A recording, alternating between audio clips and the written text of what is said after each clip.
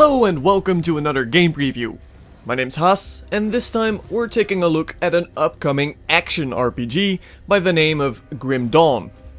Grim Dawn is being developed by Crate Entertainment, a small company founded by veterans of Iron Lore, the team behind the excellent action RPG called Titan Quest. As such, Grim Dawn is very much meant to be the spiritual successor of Titan Quest, and after a very successful Kickstarter, the game is currently in an alpha state. Here's what it currently contains and if it holds up to its spiritual ancestor. Grim Dawn takes place in the dark, war-torn world of Cairn. Cairn has suffered a cataclysm, and in this post-apocalyptic world, humans are driven to the edge of extinction, caught between a war of two powerful races. As a player, you are a survivor of a possession attempt by one of these races, empowering you to do what you do best, clicking and clicking your enemies to death. Grim Dawn is being developed using an enhanced version of the Titan Quest engine. As a result, it already looks quite capable and has an excellent dark and gloomy atmosphere to it. As you start out, you'll be collecting quests in good old-fashioned exclamation mark style, and the game feels very familiar to anyone that has played an action RPG before, and luckily already seems to do its predecessor right, as it'll quickly become clear that Grim Dawn truly feels like a follow-up to Titan Quest. Leveling gradually becomes more challenging, and you'll rely on the standard health and energy bars, with potions being scarce to come by. The looting system relies on scrap metal, and here too resembles Titan Quest, as you can upgrade gear with socketing items that can be stacked to a certain extent. Similarly, you do not start with a class or career, but instead pick one upon leveling up. Currently, the alpha contains 3 of the supposedly 5 initial classes. There's the Soldier, who serves as the melee and tank focused tree, the Demolitionist, who surprisingly focuses on explosives and more ranged combat, and the Occultist, who gains a set of minions and debuffs. And at level 10 you have the option of picking a second class, allowing you to pick and choose between both skill trees. As you then level up, there's 3 main statistics that you spend points into: Cunning, Physique and Spirit. Statistics are much of what you would expect. There are resistances against the varied types of damage, ranging from lightning to poison or chaos damage. And then there's plenty of little statistics, such as attack and casting speed. Going heavily into glass cannon builds is definitely an option.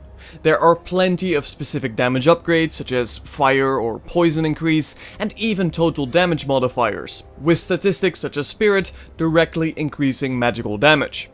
Then there's 2 statistics that are dependent on one another, called offensive ability, gained from cunning, and defensive ability, gained from physique.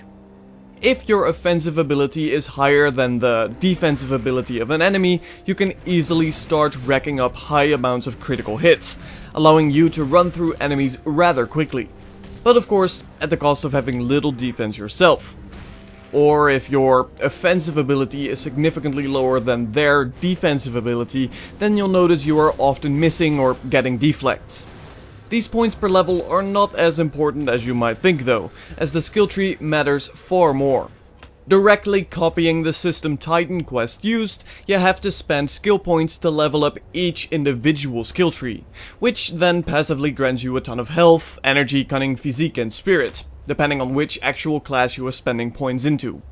Active and passive abilities all require a certain set amount of skill points spent before you can unlock them, meaning you have to choose between leveling up the entire skill tree to get the later abilities, in addition to a lot of statistics, or instead focus on the individual active and passive abilities, making those inherently stronger.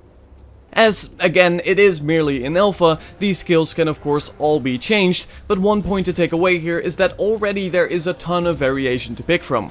Not only among the 3 class options, but also within skill trees themselves, ranging from debuffing enemies with a bleeding curse, or showering them in fiery concoctions.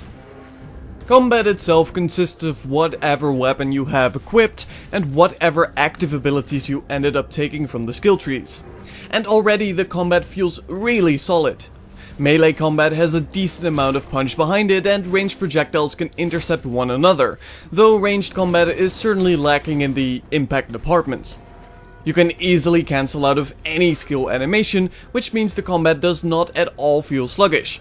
And in general, the combat is just a ton of fun, with currently a good amount of enemy variety and plenty of skill shots that need dodging. The alpha is currently single player only and contains the entirety of the first act, which will already keep you busy for quite a bit of time. Throughout, you'll encounter various bosses, and although they aren't the most dramatic, they are enjoyable to fight, and simply fighting your way through the hordes of mostly zombie-like enemies is a good experience. In general, Grim Dawn already looks highly promising for what is merely an alpha product. Obviously, there is still much work to do. Weapon types don't at all feel different enough, ranged combat lacks impact, and whether this game works in multiplayer as well remains to be seen. But having a good amount of content already included, with enjoyable combat, should put this on the radar of any action RPG fan. Especially if you have enjoyed Titan Quest, as Grim Dawn is looking like it will be a great spiritual successor. My name's Haas, this has been a look at the current Grim Dawn Alpha, thank you for watching and I'll see you in the next video.